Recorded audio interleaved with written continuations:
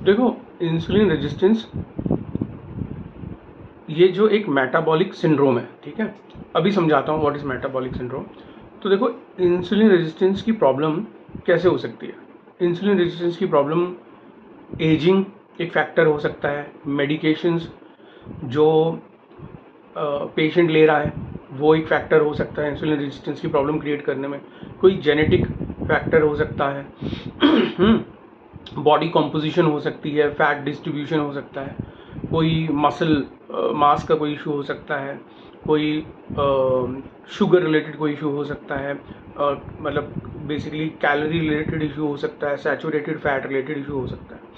ये सब में से कुछ भी अगर होगा तो इंसुलिन रेजिस्टेंस की प्रॉब्लम होगी। और जब अगर ये होगा तो क्या क्या प्रॉब्लम हो सकती है इसमें हमें क्या क्या इशू हो सकता है, hyperglycemia, hypertension, dyslipidemia, obesity, inflammation, endothelial dysfunction, hyperuricemia, proteinuria और सिंपैथेटिक नर्वस सिस्टम। बहुत कुछ तो हम इसमें से कर चुके हैं। सिंपैथेटिक नर्वस सिस्टम मैं तुम्हें बता चुका हूँ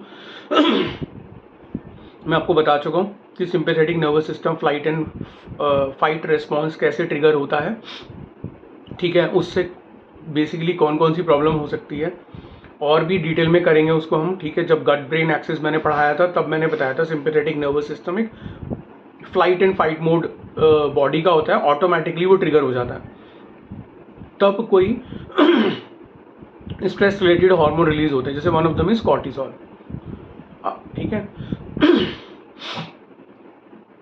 प्रोटीन यूरिया मतलब किसी तरीके का प्रोटीन लीकेज होना, ठीक है, यूरिन में, या एंडोथेलियल डिसफंक्शन, हाइपर यूरिसीमिया और इन्फ्लेमेशन, ये भी मैं बताऊंगा क्या होता है। तो inflammation and auto immune is basically kind of you can say interdependent, और इन्फ्लेमेशन है तो it is also auto immune problem. Auto immune जो प्रॉब्लम होती है उस पर भी हम एक डेडिकेटेड क्लास करेंगे, ठीक है। तो इंसुलिन रेजिस्टेंस से ओबेसिटी होना, डिस्लिपिमीडिया मतलब फैट, ट्राइग्लिसराइड आर्टरीज में प्लाक के रूप में जमा हो जाना, डिपॉजिट हो जाना, उसको हम डिस्लिपिमीडिया बोल रहे हैं। हाइपरटेंशन मतलब बीपी बहुत बढ़ जाना, ठीक है, ब्लड प्रेशर बढ़ जाना, हाइपरग्लाइसीमिया होना, ये हम सब करेंगे। तो अगर ये सब प्रॉब्लम होगी तो ये क्या होगा, एंड रिजल्ट क्या होगा, type 2 diabetes mellitus, atherosclerosis, cardiovascular disease जिसको सीवीडी भी बोलते हैं, क्रॉनिक किडनी डिजीज, ये सब हो सकता है, ठीक है। तो इंसुलिन रेजिस्टेंस अपने आप में एक बहुत बड़ा मेटाबॉलिक सिंड्रोम है। तो मेटाबॉलिक अगर syndrome, it is one of the metabolic syndrome, okay. अब देखो, टाइप 2 जो डायबिटीज होता है, the people who have type 2 diabetes have a hard time using glucose from food and as a result not producing enough energy, ठीक है। after we eat carbohydrates in food break down into glucose, तो carbohydrate जो होता है break down हो जाता है हमारे खाना खाने के बाद ग्लूकोज में, और जब ग्लूकोज एंटर करता है ब्लड स्ट्रीम में तो ब्लड शुगर लेवल बढ़ जाता है। और जब ये होता है तो पेनक्रियाज क्या करता है, sends insulin into the blood. तो बेसिकली इंसुलिन क्या कर रहा है, it helps open up cells throughout the body to let glucose in, और as a result giving the cells the energy they need. तो बेसिकली जो insulin है ये बेसिकली है तो ये हार्मोन, ये सेल्स ओपन करके उसका काम है ग्लूकोज जो है को जाने देना सेल्स में, ठीक है, थ्रू आउट द बॉडी। और टाइप 2 डायबिटीज में क्या होता है, pancreas make insulin but the cells don't respond to it, cells respond नहीं करते, दे काइंड ऑफ इम्यून हो जाते हैं वो जो कि उनकी नेचुरल फंक्शनिंग में उनको रिस्पॉन्ड करना चाहिए बट वो करते नहीं है। तो this is called insulin resistance. When glucose can't get into cells the blood sugar level rises, then pancreas works harder to make even more insulin.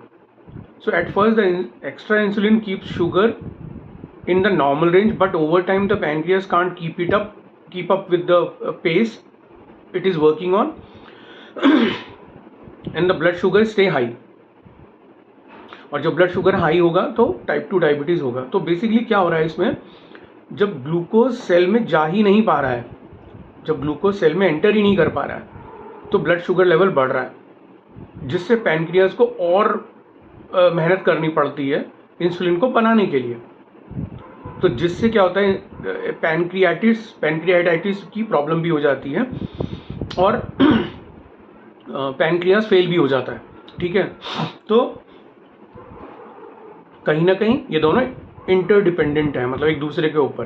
ठीक है, तो मेटाबॉलिक सिंड्रोम क्या है? It is a cluster of condition that occurs together increasing the risk of heart disease, stroke and type 2 diabetes. ठीक है, these conditions include increased blood pressure, high blood sugar, excess body fat around the waist, and abnormal cholesterol और triglyceride level। और metabolic syndrome जो है, it's closely linked to the overweight or obesity, and this condition again called insulin resistance। Normally our digestive system break down the food we eat, okay, और उसको break down करके वो sugar में convert करता है।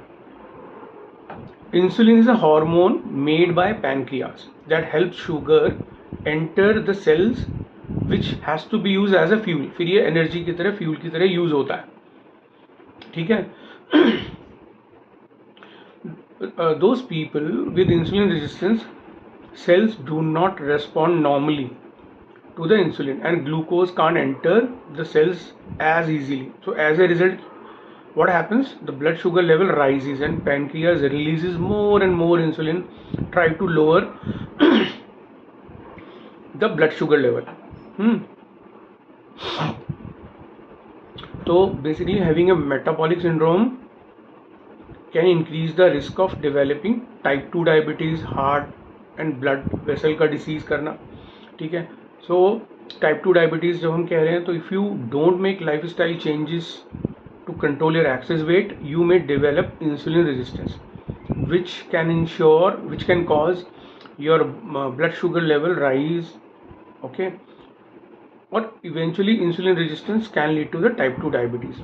And heart and blood vessel जो disease है वो भी हो जाती है, जिसमें हाई कोलेस्ट्रॉल होना, हाई ब्लड प्रेशर होना, and that contribute to the buildup of plaques in the arteries। These plaques can narrow and harden the arteries, which can lead to heart attack or stroke।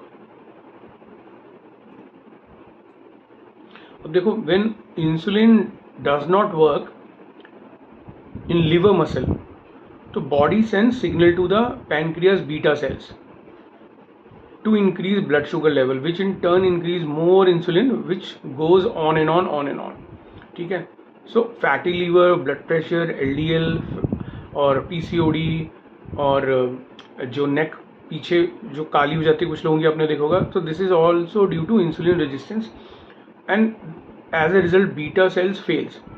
जब pancreas के beta cells fail हो जाएंगे, it means pancreas stop working. Why? Because pancreas के ऊपर अब pressure है बहुत ज़्यादा इंसुलिन बनाने का, वो कंफ्यूज है बेसिकली,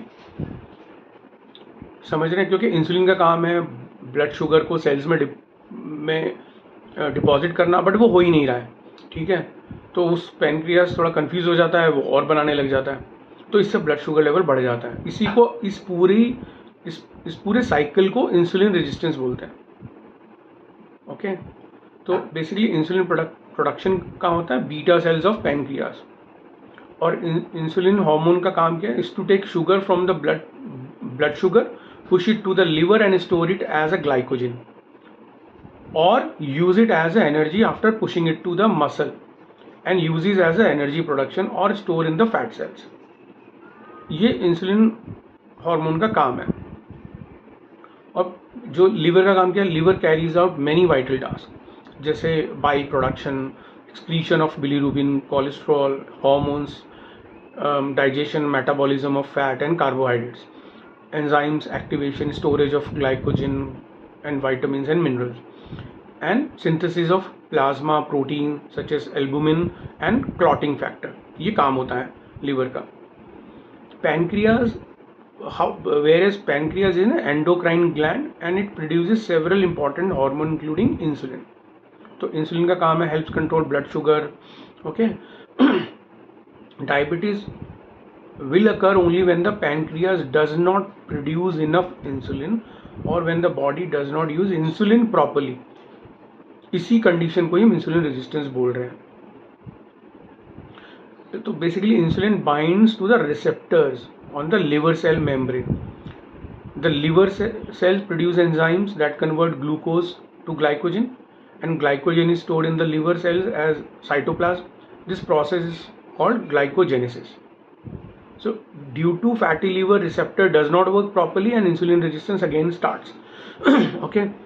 तो इंसुलिन क्या, इंसुलिन अपने आप में क्या है, एक एनाबॉलिक पेप्टाइड हार्मोन है जो कि सीक्रेटेड कहाँ से होता है, beta cells of the pancreas, which acting through the receptor located into the membrane of target cells. ठीक है. So major ones being liver as well as skeletal muscle and fat.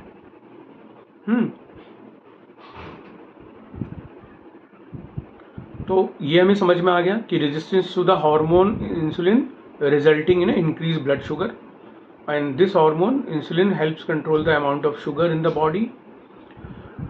With insulin resistance, the body cell do not respond normally to the insulin because glucose can't enter into the cells as easily, so it builds up into the blood and this can eventually lead to the type 2. तो ये basically एक vicious circle है. vicious circle में जब ये insulin resistance का problem होगा तो जो पेशेंट होगा या जो the person who have the insulin resistance he will always feel have fatigue, मतलब उसको थकावट लगेगी. ठीक है. उसको क्रेविंग होगी बार बार खाना खाने की. वो बार बार खाना खाएगा, इंसुलिन जो है पैंक्रियास बार बार बनाएगा और सेल्स क्योंकि रेजिस्ट हो चुकी है इंसुलिन से, क्योंकि जो शुगर है वो जा ही नहीं रही है फैट सेल्स में. ठीक है. तो बेसिकली ये जो एक साइकिल है, इससे क्या होगा, शुगर स्टोर होता जाएगा एज अ फैट, और जब as a fat sugar store होता जाएगा तो यू विल फील कि हाँ, हमारे साथ भी कभी ऐसा होता है, we feel lethargy and fatigue. तो वो इसी वजह से होता है. वो इसी को ही हम, यही एक विशियस सर्कल है. इसी वजह से ये जो प्रोसेस है इंसुलिन रेजिस्टेंस का, इसी वजह से ये प्रॉब्लम होती है. जैसे फैट का डिपॉजिट होना and then convert leads to obesity. तो ये प्रॉब्लम फिर आगे जाके किसी भी रूप में हो सकती है. जैसे फिर वो फर्दर हार्ट अटैक में कन्वर्ट हो जाना, हार्ट रिलेटेड कोई प्रॉब्लम हो जाना, सीवीडी की प्रॉब्लम जैसे कार्डियोवैस्कुलर डिसीज बोल रहे हैं उसमें हो जाना, है ना, लीवर की कोई प्रॉब्लम हो जाना या पैंक्रियास की कोई प्रॉब्लम हो जाना. तो ये जानना बहुत ज़रूरी है. अगर ये पता नहीं होगा तो फिर कैसे हम, मतलब ये फिजियोलॉजी बिना समझे हम मेडिकल एस्ट्रोलॉजी कैसे समझेंगे. तो ये बहुत ज़रूरी है. राइट. तो over the period of time cells stop responding to all the to insulin hormone. Okay. So ये इसी प्रोसेस को हम बोल रहे हैं इंसुलिन रेजिस्टेंस. और बार बार पैंक्रियास को जो होता है इंसुलिन बनाना पड़ता है, मगर सेल रिस्पॉन्ड नहीं कर रहे हैं, तो वो कन्फ्यूजन की स्टेट हो गई वो. ठीक है. तो अगर ये प्रॉब्लम होगी इंसुलिन रेजिस्टेंस की, तो क्या होगा, फैट डिपॉजिट होगा around the visceral fat, around the abdomen, जो वेस्ट एरिया हमारा, वेस्ट लाइन जो बोलते हैं, जिसको हम एब्डोमेन बोल रहे हैं, विसरल फैट जमा हो जाता है. And that again goes to the different organ. वो किसी भी फैट पे डिपॉजिट हो सकता है, मतलब किसी भी ऑर्गन पे एज अ फैट डिपॉजिट हो सकता है, चाहे लीवर हो चाहे हार्ट हो. ठीक है. वहीं फिर वो कंडीशन इन्फ्लेमेशन की भी बनाते हैं. तो वो कैसे देखते हैं, ब्लड टेस्ट रिपोर्ट में भी आगे चल के वो भी देखेंगे हम कैसे देखते हैं उसको, इन्फ्लेमेशन को भी. ठीक है. अब देखो टाइप 2 डायबिटीज़ में क्या होता है, एक प्रॉब्लम होती है जिसको हम बोलते हैं डायबिटिक कीटो एसिडोसिस. तो when there is not enough insulin in the body to let the glucose into the body cell, the body starts to break down fat instead of sugar. इस problem को बोल रहे हैं हम diabetic ketoacidosis, तो ये basically एक medical term है। इसी वजह से ही फास्ट ब्रीदिंग होना, वॉमिटिंग होना, है ना, एब्डोमेन पेन होना, इस वजह से होता है। तो इसको हम शॉर्ट में आप इसे DKA बोल सकते हो। This happens more often in people with type 1 diabetes, क्योंकि टाइप 2 अगर जब कन्वर्ट टाइप 1 में हो जाएगा तो ये थोड़ी ग्रेव सिचुएशन है, it is a serious condition. Okay, और मेडिकल टर्म में दो चीज़ और भी होती हैं जिसको बोलते हैं हम हाइपरग्लाइसीमिया और हाइपोग्लाइसीमिया। हाइपरग्लाइसीमिया क्या है? Is a high blood sugar, इसको हम बोल रहे हैं हाइपरग्लाइसीमिया। और हाइपोग्लाइसीमिया क्या है? Is a condition of low blood sugar. ठीक है, तो दोनों ही प्रॉब्लम जो है एसोसिएटेड विद डायबिटीज़। ओके, अब अगर किसी को डायबिटीज़ है, कोई शुगर की प्रॉब्लम ज़्यादा है, ठीक है, तो उसको न्यूरोपैथी इशू भी हो सकते हैं, जो हम पहले पढ़ भी चुके हैं। तो न्यूरोपैथी में as an example motor neuropathy की प्रॉब्लम हो सकती है, सेंसर न्यूरोपैथी की हो सकती है, ऑटोनॉमिक नर्व न्यूरोपैथी की हो सकती है। मोटर न्यूरोपैथी की प्रॉब्लम बेसिकली क्या होता है? This will damage to the nerve that control your muscle and movement in the body, such as moving your hands and arms, और वॉकिंग। इस तरीके की जो मोटर नर्व है वो इम्पैक्ट होती है। और सेंसरी न्यूरोपैथी में क्या होता है? Sensory nerve control what you feel such as pain, temperature और लाइट टच। ठीक है, तो थर्ड हो गया हमारा ऑटोनॉमिक नर्व न्यूरोपैथी। तो autonomic nerve neuropathy occurs when nerves of your your voluntary involuntary nervous system, जैसे हार्ट सर्कुलेशन है, और डाइजेशन है, स्वेट ग्लैंड्स का काम करना है, बाउल मूवमेंट, ब्लैडर का, तो ये सब ऑटोनॉमिक नर्व में आता है। तो फिर ये भी इम्पैक्ट होता है। अगर किसी को डायबिटीज़ होगी तो उसे ब्लैडर की प्रॉब्लम हो सकती है। ब्लैडर जैसे कि उसको बार बार फील होगा कि अर्ज होगी यूरिनेशन की। तो अगेन हो किस वजह से रहा है? डायबिटीज़ की वजह से, right? So one metabolic syndrome is linked with so many problem. अब जैसे हम बोलते हैं कि अगर किसी को ये मेटाबॉलिक सिंड्रोम जो इंसुलिन रेजिस्टेंस का है, तो it can damage to the blood vessel and then it can further increase high blood sugar level and can damage to the lining of blood vessels, making them more prone to plaque buildup, जिसको हम atherosclerosis बोलते हैं, right? So high blood sugar, particularly in people with diabetes, will damage the blood vessels and nerves, and that will further increase the risk of heart disease, जैसे heart attack, stroke और heart failure. Okay, अब इसके variety तो मैंने आपको बहुत सारी बताई थी मैंने कि क्या क्या हार्ट की प्रॉब्लम होती हैं, कोरोनरी आर्टरी डिसीज़ और हार्ट फेलियर, स्ट्रोक, ये सब हम कर ही चुके हैं पहले। ओके, तो हार्ट फेलियर या हम बोल रहे हैं कोरोनरी आर्टरी डिसीज, तो basically what does that mean? Narrowing of the arteries that supply blood to the heart and potentially causing chest pain और हार्ट अटैक।